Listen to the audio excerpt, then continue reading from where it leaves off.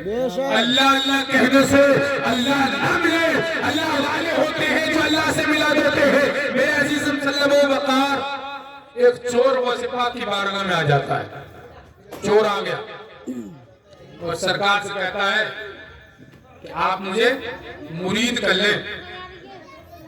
بچے نے خاموش ہو جائیں تھوڑی دیر، آپ مجھے مرید کر لیں تو سرکار غوث پاک کہتے ہیں کہ ہو جائیے مرید، لیکن اس نے کہا سرکار میں چور ہوں، میں چور ہوں، آپ سے مرید ہونا چاہتا ہوں۔ تو سرکار کہتے ہیں کہ ہو جاؤ مرید، چور ہو تو انشاءاللہ اللہ نے چاہا تو چوری چھوڑ دو گے۔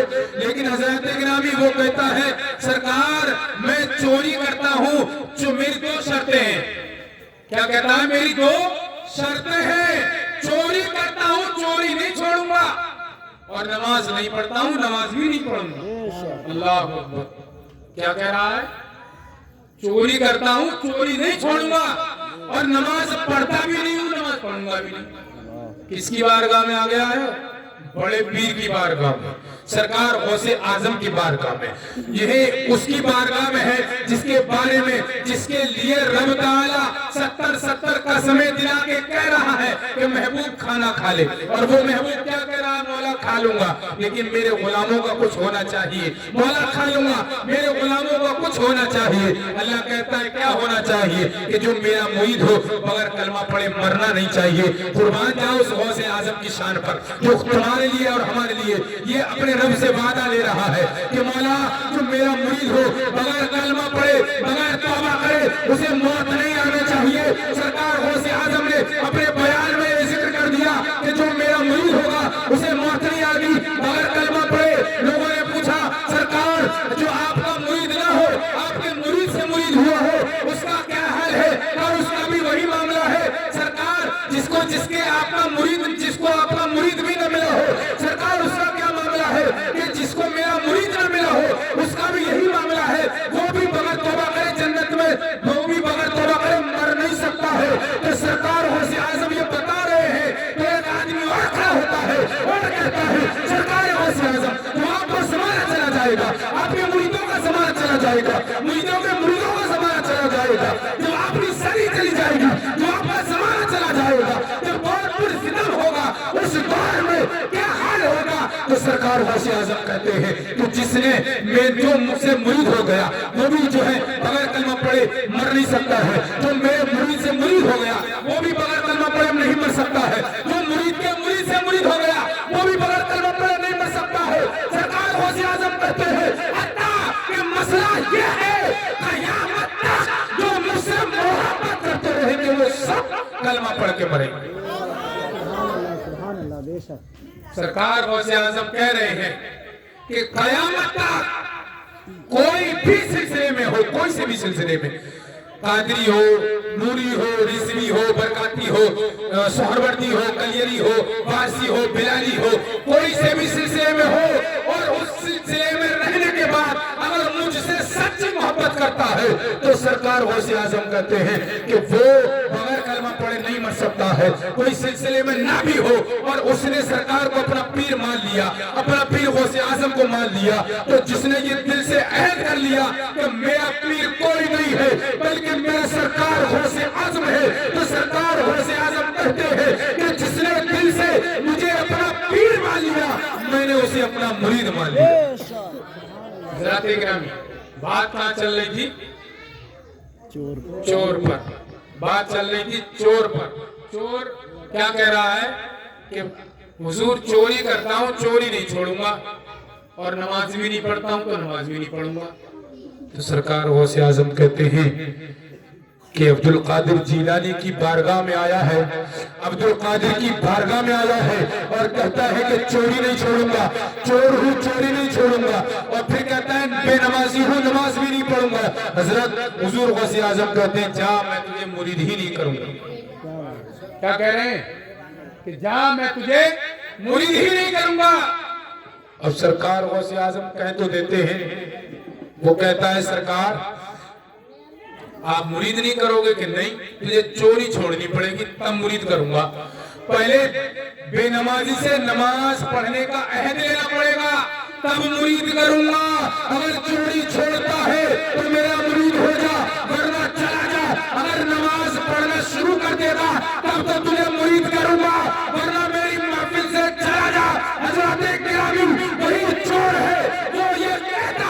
کہ حضور میں نے سنا ہے آپ نے تو چوروں کی بگڑی بنائی ہے، میں نے سنا ہے آپ نے بچپن میں 40 چوروں کو کلمہ پڑھایا تھا، حضرت گرامی میں نے سنا ہے چوروں کو ابدال بنایا ہے، میں نے سنا ہے بڑے بڑے بیماروں کو شفا آپ نے عطا فرمائی ہے، میں نے سنا ہے بڑے بڑے ڈاکوؤں کو آپ نے مسلمان بنایا ہے، بڑے بڑے ڈاکوؤں کو آپ نے جو ہے ایمان والا بنایا ہے، بڑے بڑے جو روتے ہوئے آپ کے دربار میں آتے ہیں ہنستے ہوئے چلے جاتے ہیں۔ سرکار آپ کو اپنی والدہ ام الخیر فاطمہ الزہرا کا واسطہ مجھے مرید کر لیجئے۔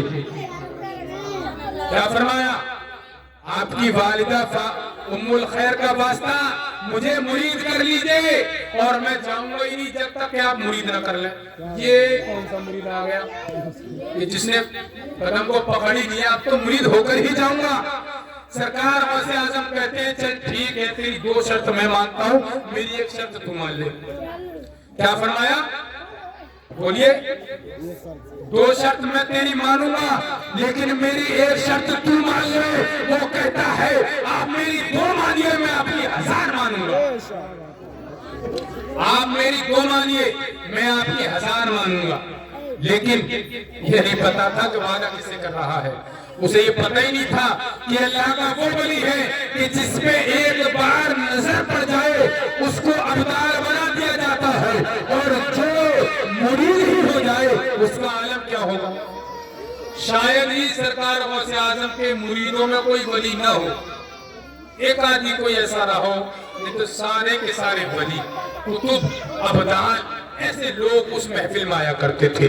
اور جب سرکار غوث اعظم کی محفل لگتی تھی، جب آپ تقریر کرتے تھے تو اس دور میں جو لوگ کلمہ پڑھا کرتے تھے ان کلمہ پڑھنے والے کو سرکار غوث اعظم کا ایک مرید تھا جو وہ بھی اللہ کے ولی تھے، اور وہ ولی اس بات کو نوٹس کرنے کے لیے گننے کے لیے کہ کتنے لوگ کلمہ پڑھ رہے ہیں، غوث کی محفل میں غوث کی مجلس میں کتنے لوگ کلمہ پڑھتے ہیں، وہ یہ کہتے ہیں کہ آج میں نوٹس کروں گا۔ حضرات گرامی ایک مرتبہ درود پاک پڑھی۔ اللہم صلی علی سیدنا قریبنا مولانا محمد وعلیہ وسلم صلی علیہ وسلم۔ آج میں یہ دیکھوں گا کہ کتنے لوگ کلمہ پڑھتے ہیں۔ سرکار غوث اعظم کی محفل میں جب آپ نے دیکھا کہ ایک آدمی کھڑا ہو گیا ہے، ایک گانٹھ باندھی دھاگے میں، پہلے معاملہ ہو کرتا تھا لوگوں کا کہ کوئی چیز گنی ہوتی تھی دھاگے میں گانٹھ باندھ دیا کرتے تھے۔ حضرات گرامی دھاگے میں گانٹھ باندھی، ایک گانٹھ باندھی، ایک شخص کھڑا ہوتا ہے، ایک گانٹھ باندھی، دوسری جگہ دیکھا کہ 2 شخص کھڑے ہو گئے تو 2 گانٹھ باندھی، تیسری جگہ دیکھا کہ 3 شخص کھڑے ہو گئے تو 3 گانٹھ باندھی، تھوڑی دیر بعد دیکھا تو 5 کھڑے ہو گئے، پھر 10 کھڑے ہو گئے، ادھر 20 کھڑے ہو گئے، پھر 100 کھڑے ہو گئے۔ ہم یہ پریشان ہو جاتے ہیں کہ ایک بار میں 100 گانٹھیں کیسے باندھوں، ایک بار میں 20 گانٹھیں کیسے باندھوں، ایک بار میں اتنی ساری گانٹھیں کیسے باندھوں۔ تو سرکار غوث اعظم ارشاد فرماتے ہیں اے اللہ کے بندے، یہ اللہ کی رحمت ہے، یہ اللہ کی رحمت ہے، یہ گنی نہیں جا سکتی ہے، یہ ایسی رحمت ہے یہ گنی نہیں جا سکتی ہے۔ اور تو گانٹھ مت مار، میں ان کے دل کی، میں ان کے نظر کی گرا کھول رہا ہوں اور تو لگا رہا ہے۔ گانٹھ مت باندھیے، یہ اللہ کا فضل ہے جو کوئی گن نہیں سکتا ہے، جو اللہ کی رحمت برستی ہے تو کوئی گن نہیں پاتا۔ بہرحال چور پہ بات چل رہی تھی تو چور کہتا ہے کہ نماز نہیں پڑھوں گا اور چوری نہیں چھوڑوں گا۔ 2 مسئلے اس نے آپ کو بتائے، آپ کہتے ہیں کہ میری بھی ایک شرط ہے۔ کہا سرکار میری 2 مانیے میں آپ کی 1000 مانوں گا۔ کہا 1000 کی ضرورت نہیں تو 1 مان لے بس۔ کہا سرکار ارشاد فرمائے ہاں جب بھی نماز کا وقت ہوگا تو اذان دینی پڑے گی، جہاں بھی نماز کا وقت ہو جائے وہی اذان دینی ہے تجھے۔ کہا بالکل حضرت میں نے شرط مان لی آپ کی۔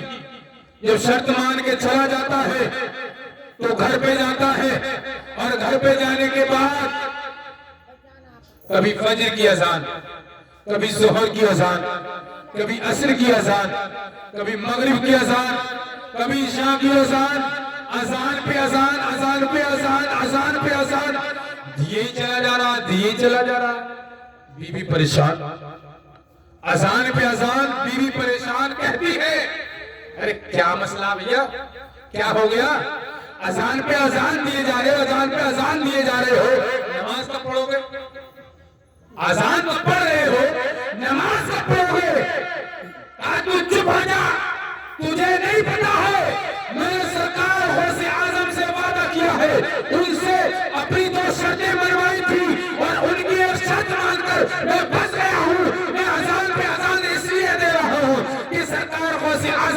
مجھ سے وعدہ لیا تھا کہ جب بھی نماز کا وقت ہو تو اذان دے دینا. اب پریشان ہوں, چوری کس ٹائم کرنے جاؤں؟ چوری کرتے ہوئے نماز کا وقت ہو گیا تو پھر کیا ہوگا؟ ہے جی, چوری کرتے ہوئے اگر نماز کا وقت ہو گیا تو پھر کیا ہوگا؟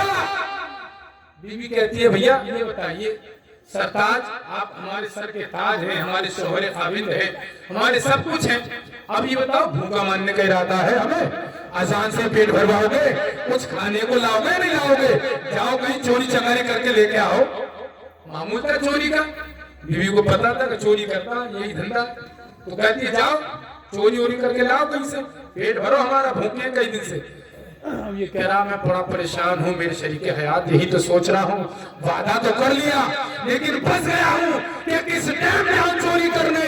فجر کے وقت جاتا ہوں تو فجر کا وقت ہو جاتا ہے, صبح میں جاتا ہوں تو فجر کا وقت ہو جاتا ہے, دوپہر میں جاتا ہوں تو ظہر کا وقت رہتا ہے, اس کے بعد جاتا ہوں تو عصر کا وقت آ جاتا ہے, اس کے بعد جاتا ہوں تو مغرب کا وقت آتا ہے, اس کے بعد سوچتا ہوں تو عشاء کا پھر وقت آ جاتا ہے. اب پریشان ہے, ٹائم ہی نہیں ملا, سوچ رہا ہوں, تخار میں ہوں, اسی تال میں ہوں کہ موقع ملے گا ترنت چوری کر کے لاؤں گا. ایک دن موقع ڈھونڈ لیا, گیا رات میں عشاء کی نماز اذان کے بعد چلا گیا چوری کرنے. ہوتا ہے نا چوروں کا معاملہ, پہلے کسی گھر کی ایک نشاندہی کر لیں گے کہ یہ گھر ہے یا یہ گھر ہے یا وہ گھر ہے, دن میں ٹہلتے رہیں گے, دیکھ لیا چیک کر لیا. بڑے بوڑھے بتاتے ہیں اسی طریقے سے چوری ہوا کرتی تھی پہلے, اور اب بھی کرنے والے کرتے ہیں کہ پہلے نظر مار کے جائے گا, اور نظر مارنے کے بعد شام کو پھر گھر خالی کر کے جائے گا. دوپہر میں نظر مار کے گیا تھا, اب گھر خالی کر کے جا رہا ہے.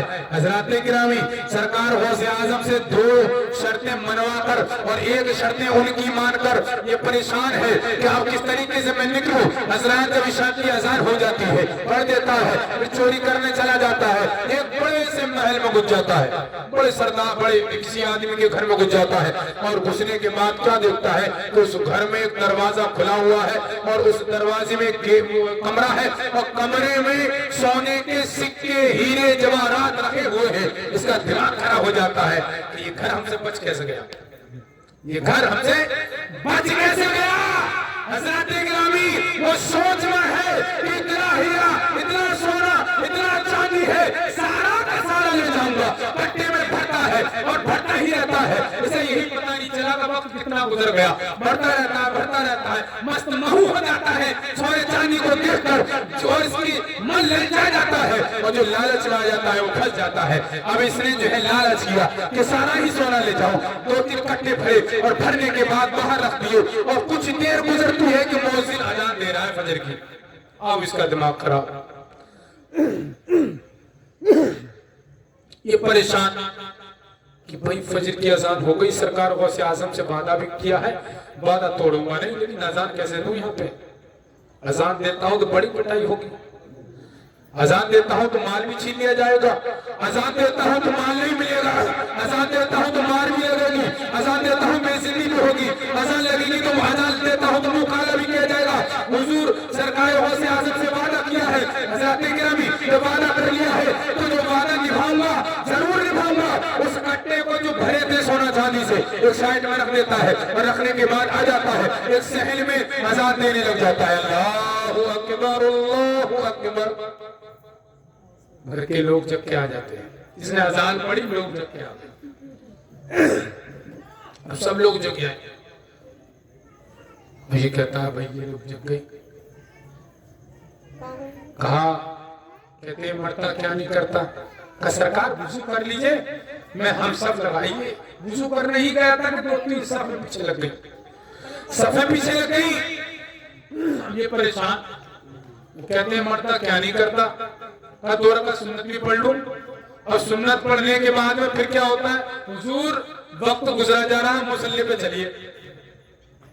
اس کا دماغ خراب, بھائی کیا کروں میں, کیسا کیا کروں کہ میں یہاں سے نکلوں کیسے, میں تو چور ہوں. یہ لوگوں سے کہتا ہے کہ میں تو چور ہوں, چوری کرنے آیا تھا, اور میں آپ کے گھر پر چوری کرنے آیا تھا, لوگ کہتے ہیں حضور آپ کے چہرے کی لکیریں بتا رہی ہیں کہ آپ اللہ کے کوئی ولی ہیں، آپ کے چہرے کی آپ کے خشک ہونٹ بتا رہے ہیں کہ آپ اللہ کا خوب ذکر کر رہے ہیں۔ حضرات گرامی وہ لوگ یہ سمجھ رہے تھے یہ اللہ کا ولی ہے۔ حضرات جب اس نے بتایا کہ میں چور ہوں، چوری کرنے آیا تھا، یہ دیکھو ثبوت، یہ جو ہے سونے چاندی کے ڈھیلے گھوڑے ہیں جو میں نے تمہارے گھر سے چرائے تھے اور میں نے لے جانے والا تھا۔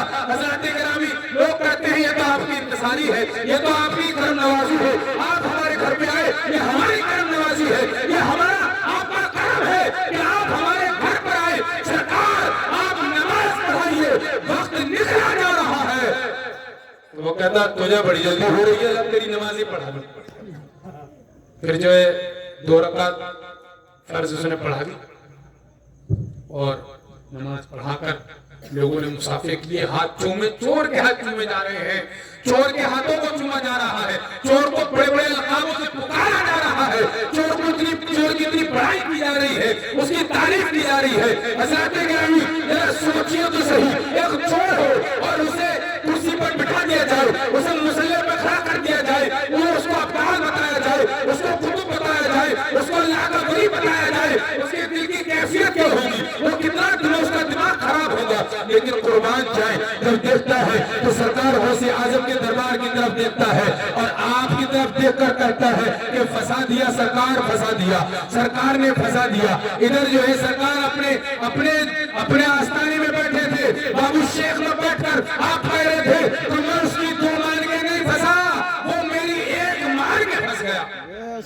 میں اس کی 2 مان کے نہیں پھنسا۔ 2 شرطیں آپ نے مانی تھی، آپ نہیں پھنسے۔ آپ کہتے ہیں میری 1 مان کے وہ پھنس گیا، اور کیسا پھنسا، کہاں پھنسا دیا؟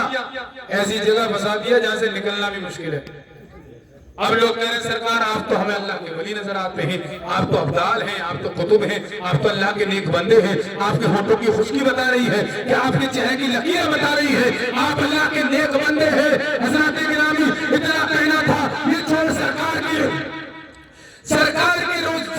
کی طرف منہ کر کے، سرکار کے شہر کی طرف، سرکار کے آستانے کی طرف منہ کر کے کہتا ہے اے سرکار غوث اعظم آپ نے پھنسا دیا۔ لیکن حضرات گرامی یہ ہے کہ لوگ یہ کہہ رہے ہیں کہ ہم جو ہے آپ کو اللہ کا ولی مانتے ہیں، ہم آپ کو اللہ کا نیک بندہ مانتے ہیں۔ اب اس کے دل کی دنیا بدل جاتی ہے، اب اس کے دل کی جو دنیا تھی وہ بدل جاتی ہے، اس کا دل نرم ہو جاتا ہے۔ پھر سرکار کی عرض کرتا ہے اے سرکار غوث اعظم آپ کی بات کا آپ کی کوئی مسئلہ نہیں۔ سرکار غوث اعظم کی طرف ارشاد فرماتا ہے اے حضور آپ نے تو میری دنیا بدل دی، آپ نے تو ایک نظر ڈالی اور مجھے اللہ کا ولی بنا دیا۔ حضرات گرامی یہ کہہ رہا تھا کہ ابھی تو ایک ٹائم کی نماز پڑھا کر، ابھی تو اذان پڑھ کر ایک ٹائم کی نماز پڑھائی ہے اور یہ عالم ہے کہ مجھے اللہ کا ولی بنا دیا گیا، مجھے قطب بنا دیا گیا، میرا اتنی عزت و احترام کیا جا رہا ہے۔ ابھی یہ سوچ رہا ہے اگر میں نے 5 وقت کی نماز پڑھنا شروع کر دیا تو میرا عالم کیا ہوگا۔ حضرات گرامی یہ چور تھا، ابھی سوچ رہا ہے کہ